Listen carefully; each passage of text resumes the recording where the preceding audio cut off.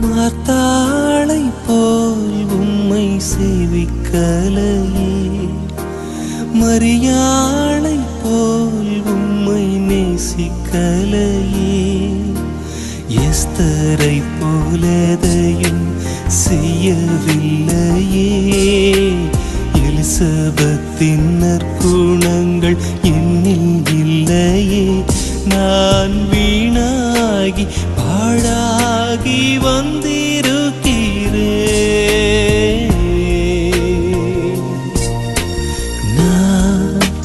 நானாகவே வந்திருக்கிறேன். பிரசன்னத்தில் வந்து நிற்கிறேன். நீ இன்று என்னை ஏற்றுக்கொள்வீரா? ராஜ்யத்தில்